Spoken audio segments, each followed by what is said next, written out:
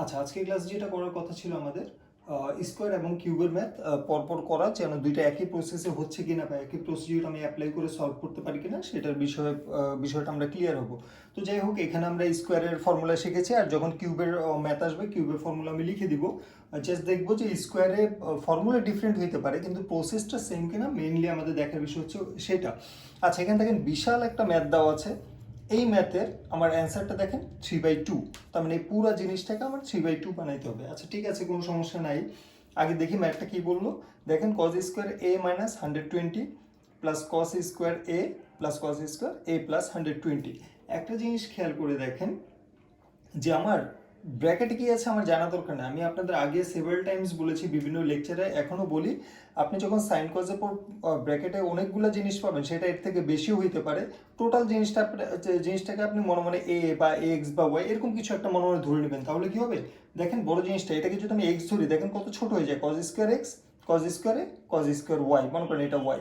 তাহলে জিনিসটা কি হবে, আমি যদি ছোট ছোট করে ধরে নিব, আমার ওটা ফর্মুলা মেমোরাইজ করার জন্য বা কোন ফর্মুলায় পড়বে সেটা বের করা আমার জন্য ইজি হবে।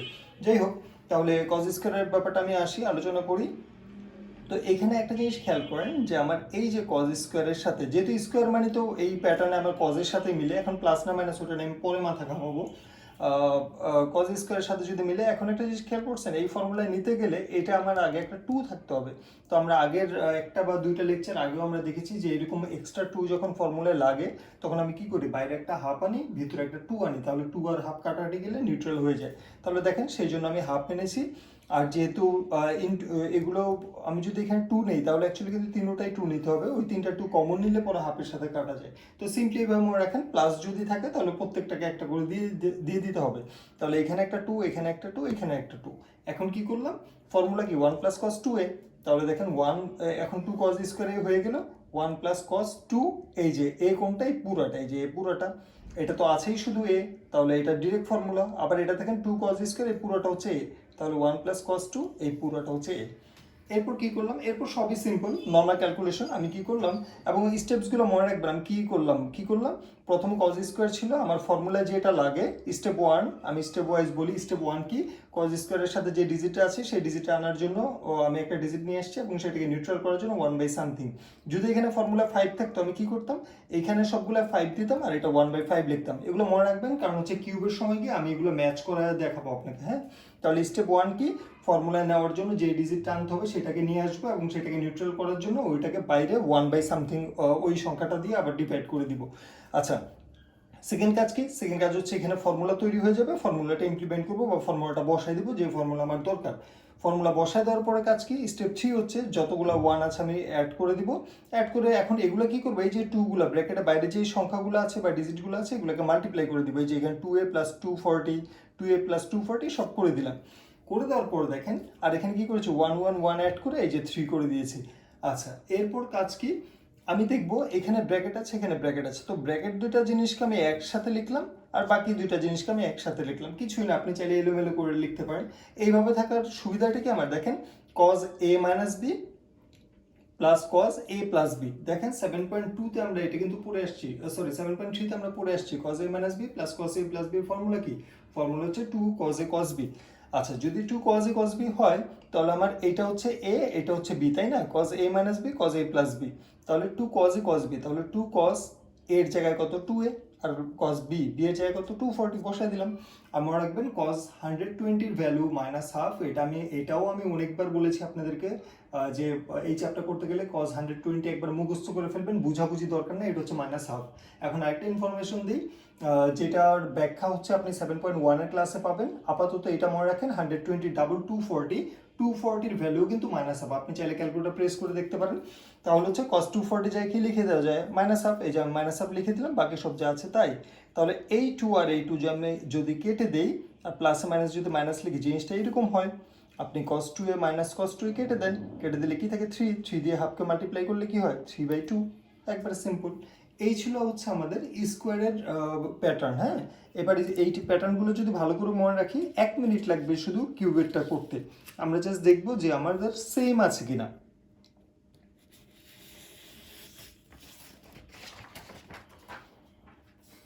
আচ্ছা দেখেন, এবার হচ্ছে গিয়ে এটার যেটা করেছি আমি আপনার উপরে হচ্ছে ফর্মুলাটা লিখে রেখেছি আমি। উপরে ফর্মুলাটা দেখেন কিসের ফর্মুলা, এটা হচ্ছে আপনার এই যে কিউব রিলেটেড ফর্মুলা, এবং এই জিনিসটাই কিন্তু অ্যাকচুয়ালি এইটা। হ্যাঁ, কি করেছি আমি, এটাকে সাইড চেঞ্জ করে আমি এই যে 4 সাইন কিউব মাইনাস ছিল না, এই পাশে এনে প্লাস করে দিয়েছি, আর প্লাস সাইন থ্রিকে এই পাশে এনে মাইনাস সাইন, মানে জাস্ট জিনিসটাকে আমি কিউবের ফর্মুলায় দেখিয়েছি। দুটোটা কিন্তু একই ফর্মুলা। হ্যাঁ, একটা থেকে আরেকটা আসছে, আপনি যে কোনো একটাও মনে রাখতে পারেন, পরে ক্যালকুলেট করে একটা বের করে নিতে পারেন। আচ্ছা দেখেন ম্যাথটা দেখতে কিন্তু অলমোস্ট সেম, ঠিক আছে, শুধু এইটা দেওয়া ছিল মাঝখানে আর ছিল স্কোয়ার, এখন সবগুলোই হচ্ছে কিউব। তাহলে সিম্পলি আগের মতো করি, আমি দেখলাম কিউবের ফর্মুলা এই যে সবগুলাই কিউব আছে, এটা দেখে বোঝা যাচ্ছে না এটা কিউব, আমি কিউব বানিয়ে দিচ্ছি। আচ্ছা কিউব, তো এখন হচ্ছে গিয়ে তিনোটাই আমার কিউব, যেহেতু তিনোটাই আমার কিউব তাহলে আমি কিউবের ফর্মুলায় দেখেন কি আছে, আগে একটা 4, আমাদের স্টেপ ওয়ানে কি ছিল, যে স্কোয়ার হোক কিউব হোক তার আগে যে সংখ্যা বা ডিজিটটা থাকবে সেটাকে নিয়ে আসবো, আর বাইরে 1 বাই সেই ডিজিটটা আবার লিখে দিব, তাই না? তাহলে দেখেন প্রত্যেকটার সাথে আমি একটা করে 4 নিয়ে আসছি, আর বাইরে একটা 1/4 করে দিয়েছি। হ্যাঁ, তাহলে এরপর কি ছিল, স্টেপ 2 ছিল ফর্মুলা, সবগুলো আমি আগের মতো ফর্মুলায় বসাই দিছি। স্টেপ 2 কি ছিল, ফর্মুলা বসানো। আর স্টেপ 3 কি ছিল, স্টেপ 3তে ছিল আমার ব্র্যাকেটের বাইরে কোনো সংখ্যা থাকলে সেই সংখ্যা দিয়ে মাল্টিপ্লাই, কিরকম, যেরকম এইটা 3 ইন্টু হচ্ছে কি আপনার 120, ও সরি এটা না, এই লাইন এখান থেকে নেই যে 3 ইন্টু 123 আর এক্স মাল্টিপ্লাই করা যায়, 3 ইন্টু 243 আর এক্স মাল্টিপ্লাই করা যায়, এগুলো করা যায় না কিন্তু, কারণ এগুলোর সাথে সংখ্যা নেই, এগুলো যা আছে তাই বসবে, কিন্তু এগুলো করা যায়, এগুলো করে দিয়েছি। দেখেন পরের লাইন, এইটার জন্য এইটা সাইন 3x এর জন্য সাইন 3x, এইটার জন্য এইটা দেখেন 3 ইন্টু 120 360 হয়, 3x এর জন্য 3x, আবার এটা যা আছে তাই, এটা আবার মাল্টিপ্লাই, জাস্ট মাল্টিপ্লাই করে দিয়েছি। মাল্টিপ্লাই করার পরে কি হলো আমার, জিনিসটা দেখেন এখন কি করা যায়, এই যে 360 আর 720, ভালো করে দেখেন 360 720 এগুলো তো যা আছে তাই আছে আমার। এগুলো কি করেছে 360 720কে 7.1 ক্লাসটা আবার করতে হবে যাতে কনসেপ্ট ক্লিয়ার নেই। দেখেন তো 360কে লেখা যায় না 4 ইন্টু 90, আর আমরা কি জানি 4 ইন্টু 90 যদি থাকে ইভেন, মানে এন এর ভ্যালু কত, 90-এর আগে যে ডিজিটটা থাকে সেটা, যারা কথা ধরতে পারছেন না তারা অবশ্যই 7.1 ক্লাস করে আসতে হবে, কারণ এটা 7.1 বোঝানো হয়েছে, 7.2তেও বোঝানো হয়েছে। তো আমি এখন আর বুঝাচ্ছি না, এটার জন্য আপনার লেকচার 1-2টা দেখলেই মনে হয় ক্লিয়ার হয়ে যাবে। 3 নম্বর 4 নম্বর লেকচারে ম্যাথ যদিও, ওটা না করলে হবে, কনসেপ্ট ক্লিয়ারের জন্য লেকচার 1-2টা দেখে নেন পর্ব একে। তো এখন ব্যাপার হচ্ছে কি, আমি এই দুইটাকে 7.1-এর ফরম্যাটে যদি করি, এই দুইটা বা এই দুইটা এখানে আমি লিখে দিয়েছি, দেখেন 8 ইন্টু 90 লিখে দিয়েছি, এই যে 4 ইন্টু 90 লিখে দিয়েছি, লিখে দিয়ে আমি জাস্ট ওগুলো কী করলাম, এগুলো ভ্যালুগুলো বের করে নিলাম। দেখেন এটারও সাইন 3x আসে, এটারও সাইন 3x আসে। আচ্ছা তাহলে সাইন 3x কয়টা হলো, একটা দুইটা তিনটা, তাহলে দেখেন 3 সাইন 3x। আরেকটা জিনিস বললে আমি, এই যে অংশটা, এই যে আমাদের কি কি হয়েছে আমি একটু মার্ক করি, এইটা আমি তো যা আছে তাই লিখেছি, এইটা আর এইটা নিয়ে আমি কাজ করেছি, এই দুটো বাকি ছিল না। দেখেন তো এই দুটো থেকে 3 কমন যায়, কমন যদি নিয়ে নেই তাহলে কি থাকে, sine 120 plus x sine 240 plus x, তাহলে দেখেন sine 120 plus x sine 240 plus x, এই দুটো নিয়ে কাজ করবো কিভাবে। কাজ করার প্রবলেম হচ্ছে, একটু খেয়াল করেন, এখানে আমি সাইন এ প্লাস বি বা সাইন এ প্লাস বি এরকম লিখতে পারতাম, কিন্তু এখানে আমার বি মিললেও এটা কিন্তু মিললে, একটা 240 একটা 120, তাহলে কি করব, এই ধরনের ম্যাথের ক্ষেত্রে খুব ভালোভাবে মনে রাখবেন, এই ধরনের ম্যাথের ক্ষেত্রে আমার যেটা হবে, তার আগে বলে দিই দুইটাই সাইন আছে, যদি দুইটা আমার সাইন থাকে তাহলে আমার ফর্মুলা হচ্ছে কি যেন 2 সাইন এ কস বি, তাই না? আচ্ছা 2 সাইন এ কস বি বুঝলাম। তো এই ধরনের ম্যাথ আবারও বলি, যখন আমার এ বা বি কোনো একটা পোর্শন মিলছে না, আমি মিলাবো কি করে, জাস্ট মনে রাখবেন আপনাকে যেই দুটো দেওয়া আছে, একটা লোয়ার থাকে একটা আপার থাকে, মানে 120 হচ্ছে ছোট, 240 হচ্ছে বড়। আপনি যেটা করবেন, শর্টকাটে যদি করতে চান তাহলে হচ্ছে নিজের কমন সেন্স থেকেই করতে হবে, এমন একটা সংখ্যা খুঁজে বের করবেন যেই সংখ্যা থেকে 120 যতটুকু দূরে 240 ততটুকু দূরে। কিভাবে, যেমন ধরেন আমি 180 নিয়েছি, 180 দেখেন 180 থেকে আপনি যদি 60কে মাইনাস করেন তাহলে 120 হয়, আর 180 থেকে 60কে যদি প্লাস করেন 120-র সাথে, সরি 180-র সাথে, তাহলে এটা 240 হয়। আবারও বলি, আমি একটা সংখ্যা বেছে নিয়েছি 180, 180 থেকে সাবট্র্যাক্ট বা বিয়োগ যদি করি আমি ছোটটা পাবো, 180-র সাথে 60 যদি যোগ করি তাহলে বড়টা পাবো। এখন কথা হচ্ছে ভাই পরীক্ষা হলে তো আমার সেম এটা দিবে না, তখন আমি কি করব, তখন যদি আপনার কমন সেন্স ঠিক মতো কাজ না করে, বা অনেক সময় যেটা হয় পরীক্ষা হলে আমরা নার্ভাস হয়ে যাই, সব প্রশ্নে অ্যান্সার করতে পারি না, তখন যেটা হয় যেটা খুব ভালোভাবে জানি সেটা অ্যান্সার করতে পারি, যেটা আমাদের ধারণার উপর বা বুঝে আসছি সেটা অ্যান্সার করতে প্রবলেম হয়। তো সেইটার ক্ষেত্রে যে কাজটা করবেন আপনি আপনার কপির রাফে গিয়ে এই 120 থেকে 240 পর্যন্ত পুরোটা লিখবেন, 120 130 10 10 গ্যাপে 120 130 140 150 এরকম করে 210, 220, 230, 240 লিখবেন। লিখে লেফট সাইড থেকে একটা সংখ্যা কাটবেন, রাইট সাইড থেকে একটা কাটবেন। কিরকম?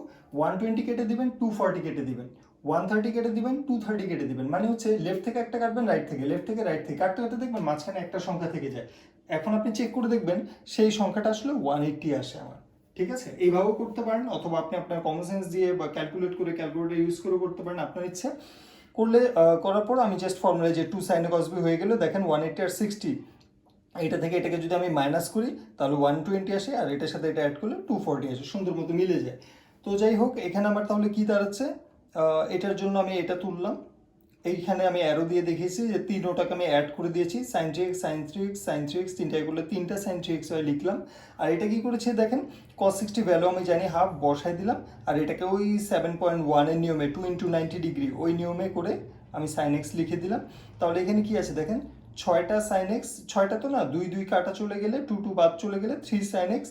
এখানে আছে কি 3 সাইন এক্স, তাহলে এটা মাইনাস 3 সাইন এক্স, এটা প্লাস 3 সাইন এক্স। তাহলে এটা আমার টোটালি দাঁড়াচ্ছে কীরকম তখন ব্যাপারটা, এক মিনিট, এইখানে দাঁড়াচ্ছে এই যে plus 3 sine x, minus 3 sine x কাটা চলে যাচ্ছে। তাহলে এখানে কি থাকছে, শুধু মাইনাস 3 সাইন 3x। তো এটার সাথে এটাকে মাল্টিপ্লাই করলে 3টা জাস্ট উপরে চলে যায়, এবং এইটাই আপনাকে প্রুফ করতে বলছে, -3/4 সাইন 3x। তার মানে স্কোয়ার আর কিউব যে অলমোস্ট সেম, এটা বুঝে গেল। নেক্সট ক্লাসে আমরা 7.4 শেষ করবো এবং 7.5 এর কিছু অঙ্ক শুরু করবো ইনশাআল্লাহ।